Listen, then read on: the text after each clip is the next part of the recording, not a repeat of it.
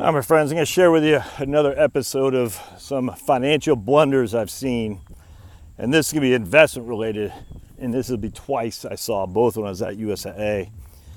I'll never forget this one lady. So what happened was you would get assigned a client base. And I shared with you before about how I got a ding on my U4, which is kind of like your credit reporting history for financial advisors, because a guy who was assigned to me went after USAA, and I literally had nothing to do with it, but because my name was attached to his account, I got named in it, and USA just paid him $30,000. They walked on. This guy got $30,000. He was happy, and I'm the one holding the wet bag. I had no recourse whatsoever. And that's where I knew the industry was corrupt as all could be, because I'm just, I'm a peon, and somehow literally had nothing to do with it. But yet, because USA assigned me this guy, I talked to like one time just about actually the whole point. He called me wanting to liquidate his accounts. So he was going through divorce, wants to liquidate. And I said, literally within minutes, his ex-wife, soon-to-be ex-wife, calls me cussing up like a drunken sailor, and wants to make sure that I don't liquidate his accounts. I said, man, I don't know what's going on. So I called legal. They said, don't do anything. We'll take care of it from there. 5 years later, I get a thing saying I'm being part of an arbitration suit and my U4 has been dinged up. Nuts. USA pays this guy. They're good with my money, because I'm a USA member. This guy gets $30,000 he really wasn't entitled to. They're all happy, but your old buddy Josh has a U4 ding. And I'll never forget, I was actually entertaining working at Ed Jones. The guy was trying to recruit me. I said, I'll hear what you got to say. I wasn't really entertaining it, but I said, I'll hear what you got to say. So they said, fill out an application. And even they wouldn't hire my butt because of that U4 violation, which turns out to be a good thing. But the industry is corrupt. No other way around it. Just always remember that. The industry takes care of the industry. They don't take care of you. All right, so what's the blunder? So when I was at USAA, I had this lady assigned to me. Again, you don't know who these people are. I mean, you don't even know if you have no idea who's assigned to you. Only way you know is when they connect with you. You just got this list of 250 names. USA software was so silly back then that you had no clue who's your name, whose account your name was on. So you have no way of being proactive. So anyway, long story short, this lady leaves me a voicemail. I think it's probably 2009. Yeah. Latter part of 2009. Pissed as all could be. I guess she looked at her accounts, and her accounts got blown up in 2008. And she was furious. I'm like, so I tried calling her back, and she was in like Bulgaria. A professor in a business school or something like that, Bulgaria. I couldn't get a hold of her.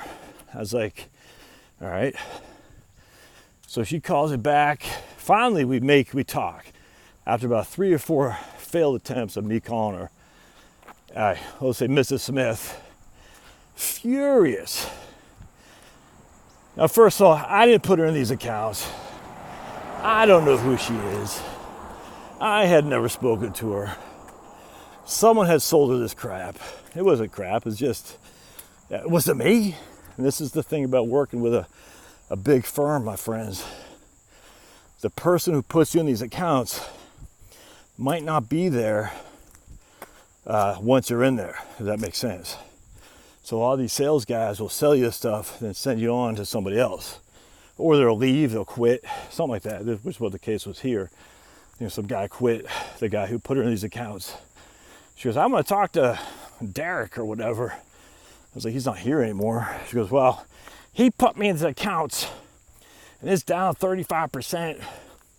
What were you guys doing? I was like, what do you mean? She goes, you guys were supposed to see this.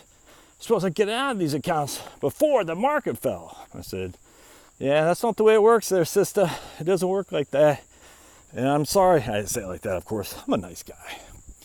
I said, no, the problem is with these markets, they go up and they go down.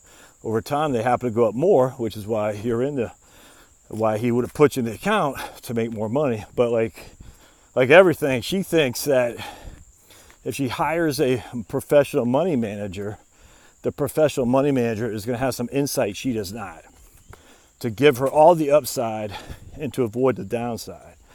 And this is a huge mistake. And I mean, she's a business professor. She should know better.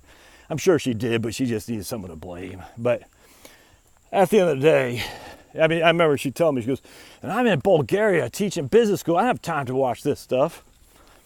And I just told her, I said, look, the portfolio managers don't know if the market's going to go up or down tomorrow. All they're trying to do is diversify your portfolio and rebalance it with a weight towards however aggressive you want to be. But even if you're a 60-40 portfolio holder, you're still going to have significant downside, as witnessed by 2008. They can't say the market's going down, thus we got to get out of stocks. That's not how it works. And she did not want to hear that. Whew, I tell you what, she was fit to be tied. But the mistake on that, my friends, is that if you're paying an asset manager and you have this assumption that the asset manager has some better knowledge or intel than you, and that's why it's justified paying that fee, you're wrong. You are downright wrong. And you gotta say to yourself, these guys don't know more any than I do about the direction of the market. So because they don't, is it worth me paying the fee to them? What do you think the answer is there? Unequivocally, no. Don't do that. You're just losing money. Especially if you're at a firm which is just essentially going to put you in a bunch of ETFs and mutual funds, and they're going to charge you an asset management fee just to pick funds and ETFs. Yeah, don't do that. It's a freaking waste of money. Now, if you go to Vanguard and use their personal advisory service at 35 basis points, and the ETFs are average 10 basis points, that's fine. But USA, we're charging 1.5 1.25 on top of the funds we had in there. We're like 1. It's freaking nuts. Now, again, I don't know Mark, James, whoever put her in these funds to begin, I have no idea. I don't know what kind of promises they made. Oh no, we can predict the market. I don't know. But I know she was fit to be tied. And she took it out on me because she felt we weren't doing our job to protect her from the downside. And I tell you, if you're going to be going this business, you're going to be a sales guy of some sort, you always start with a negative. Sales 101. You let people, you just say, here's the problem with this strategy. I'm going to share with you a strategy. I just want to be upfront. Here's the problem. You always start with a negative. That way they can say right there, they're not interested. And then you don't have to go forward. If they're not interested after you tell them the problems and you're being honest with them, don't waste your time and say, yes, those problems are bad, but these are even better potential solutions. That's not the way to do it. You say, look, Mrs. Smith, this fund goes up, it goes down. 2008 lost 35%. Over the last 10 years, it averaged 10%, whatever. I don't know if that's going to be the case, but I want you to be very clear that this puppy can lose a lot of money in any given year. And that way she says, I'm not interested in that. I don't want to lose any money. Well, then you know. You say, well, this isn't the portfolio for you. Because you can say all day long, yeah, well, the people who, quote unquote, lost money, they made it back. It took 5 years, 4 years to make that money back. And you throw in a 1.5% fee, probably took 6 years. So they did get back, but there's no guarantee in that. So you don't sell like, look, this fund has averaged 10% a year over 10 years, knowing full well that there's a year in there it was down 35%. Because what you got to say is, can you handle that 35% decline? Because it did happen, and it could happen again. Might not, might, we don't know. But if it does, and they weren't expecting it, they're just expecting a 7, 8, 9, 10% rate of return each year, you haven't done yourself any good, because that person's going to get out of Dodge, as rightly they should, because you sold them. You were guilty of omission. You committed the sin of omission. You neglected to tell them the downside risk. And that's just as bad as overselling the upside. And so you always start with a negative. Say, hey, I'd like to present this to you. Let me just tell you what could go wrong here. And that way they say, no, I just don't want that. I used to do that with annuities all the time. I say, look, a lot of people don't like annuities. I think they're wrong. Let me tell you why. I'll tell you why they don't like them, and I'll tell you why you should have them. And they said, no, I don't want anything to do with annuities. I wouldn't push that. Why bother? Why bother? And that's the thing of scarcity versus abundance mindset. If you think there's no other clients out there, well, you're going to be desperate to sell these people something, and that's not good. So for me, it's all right. You're missing out, and just move on. It's their loss if they don't want to hear you. Another reason they don't want to listen to you is they don't trust you either. I had one guy, I used to get, what they do is they give you these, they ask your folks you dealt with surveys. And I used to get, pretty high surveys, the highest amongst my peers by far. And the reason is because I'm just honest with people. I mean, when you get confident, you get experience, you just start getting confident.